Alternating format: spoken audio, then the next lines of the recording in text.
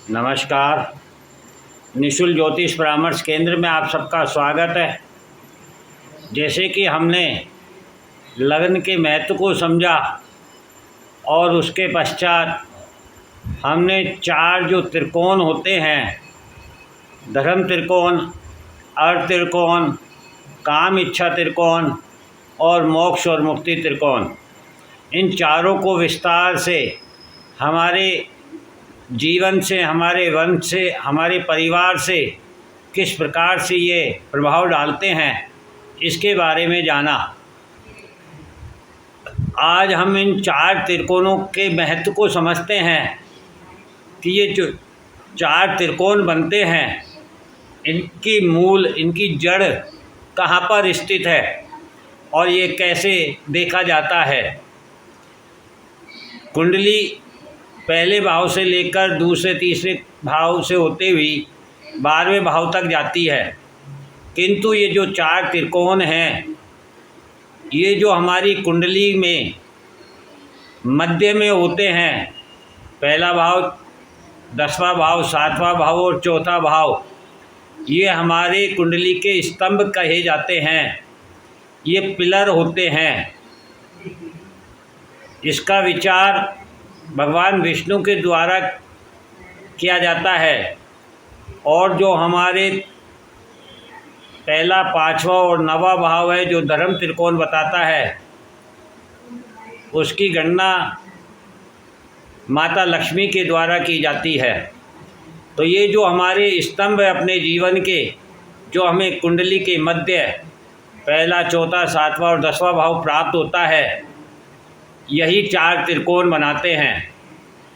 पहला भाव जो कि हमारा लग्न है, जब हमारा जन्म होता है तो हमें सबसे पहले लग्न प्राप्त होता है और जन्म से लेकर कर्म करने तक, अर्थात आजीविका कमाने लायक होने तक हम परिवार पर आश्रित होते हैं।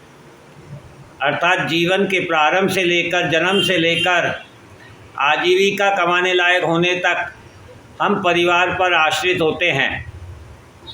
ठीक इसी प्रकार से 10 नंबर भाव जो है वह हमारे कर्म का है। 10वें भाव से हमारा कर्म देखा जाता है, आजीविका देखी जाती है और आजीविका कमाने के लिए हम जो कर्म करते हैं वह हमारे परिपक्व होने पर हम करते हैं। इसलिए धर्म के बाद अर्थ की यदि त्रिकोण शुरू होता है तो वह 10 नंबर से शुरू होता है, हमारे कर्म से शुरू होता है। और जब हम कर्म करते हैं और आजीविका कमाते हैं, तब हम अपनी समाज में एक पहचान बनाते हैं। वह 7 नंबर भाव से देखा जाता है, जो ठीक हमारे लग्न के सामने होता है। ये काम इच्छा का भाव होता है। काम इच्छा त्रिकोण का यह पहला भाव माना जाता है। जब आप स्वयं के साथ साथ अपने जीवन साथी, समाज की जिम्मेदारी लेने में सक्षम होते हैं, तब आप विवाह करते हैं, तब आप परिणय सूत्र बंधन में बंधते हैं, तब आप समाज में अपना स्वयं का को स्थापित करते हैं, आपकी अपनी पहचान बनती है और तब आपके पिता की जिम्मेदारी से आप मुक्त होते हैं। 4 नंबर भाव हमारी कुंडली का चतुर्थ भाव, जो कि मोक्ष का भाव है। जब हम विवाह कर लेते हैं, स्वयं को समाज में स्थापित करते हैं, स्वयं की पहचान से पहचाने जाते हैं, तब पिता अपनी जिम्मेदारी से मुक्त होकर सुख को प्राप्त करते हैं। यही पिता की साधना होती है। अब ये जो हमारे जीवन के 4 स्तंभ है, धर्म, अर्थ, काम और मोक्ष, जो हमारी कुंडली के मध्य प्राप्त होते हैं, इनका पिता से संबंध समझते हैं। जैसे कि हमने यहाँ एक दूसरी कुंडली बनाई है, जिसमें धर्म, अर्थ, काम इच्छा और मोक्ष मध्य में दिखाया गया है और पिता का विचार नवम भाव से किया जाता है।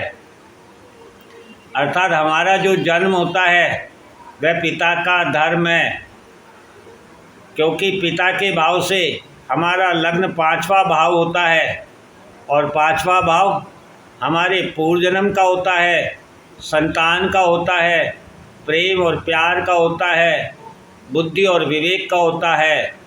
अर्थात हमारा जो जन्म है वह हमारे पिता का पूर्व जन्म है। उस पूर्व जन्म के कर्मों के अनुसार ही संतान प्राप्त हुई है। यदि उन्होंने संतान के प्रति पूर्व जन्म में अच्छे सद्भाव विचारों से कर्म किया होगा तो संतान सद्भावी बनेगी, पिता को सहयोग करेगी। और यदि जो पुत्र के रूप में इस जीवन में प्राप्त हुए हैं उनके साथ पूर्व जन्म में पिता ने कोई दुराचार किया होगा तो संतान इस जीवन में उसका बदला लेगी। इस प्रकार से हमारा लग्न हमारे पिता से पंचम भाव होता है। दूसरा हमारा कर्म भाव।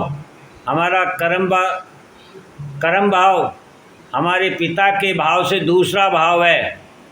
दूसरा भाव कुटुंब और परिवार का होता है, धन का होता है, वाणी का, स्वाद का और संग्रहण का होता है। अर्थात हम जो कर्म करते हैं, जो अपनी आजीविका के लिए करते हैं, वही हमारे पिता का धन है। क्योंकि हमारे पिता चाहते हैं कि हम अपने जीवन में सक्षम बने और स्वयं इस जीवन को स्थापित करने के लिए अपनी योग्यता का प्रदर्शन करें। तीसरी आती है काम इच्छा, जो कि आपके सातवें भाव से देखी जाती है। आपकी इच्छा कामना का भाव आपके पिता के भाव से एकादश भाव होता है। एकादश भाव स्वयं अपनी इच्छा और कामनाओं का एवं सोशल सर्किल का, समाज का होता है।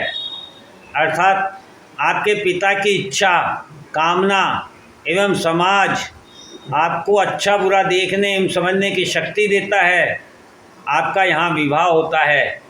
अर्थात जो आपके पिता की इच्छा है कि वह चाहते हैं कि आप अपने जीवन में वही कुछ देखें जो आपके पिता की इच्छा है, वही समझें जो आपके पिता की इच्छा है।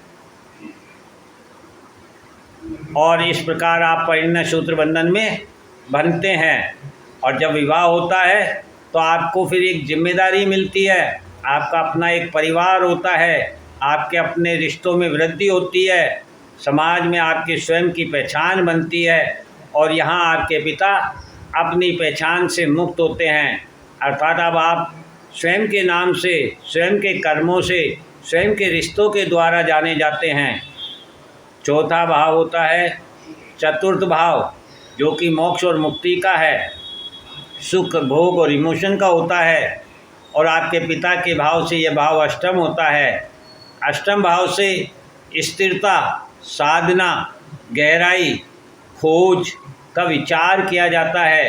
अर्थात आपके लिए वास्तविक सुख क्या है, भोग क्या है, इमोशंस क्या हैं, यह आपके पिता की स्थिरता पर निर्भर करता है। यह आपके पिता की साधना पर निर्भर करता है। आपके पिता की गहराई और अनुभव पर आपके सुख निर्भर करते हैं।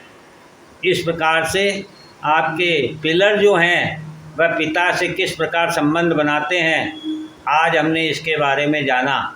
और इन चारों त्रिकोणों का जो मूल प्रारंभ है वो कहाँ से होता है, हमारी कुंडली के मध्य से।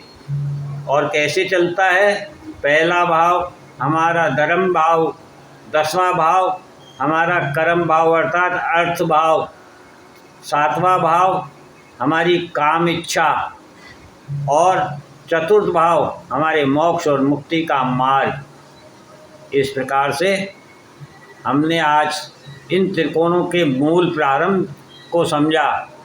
जय हिंद, जय भारत।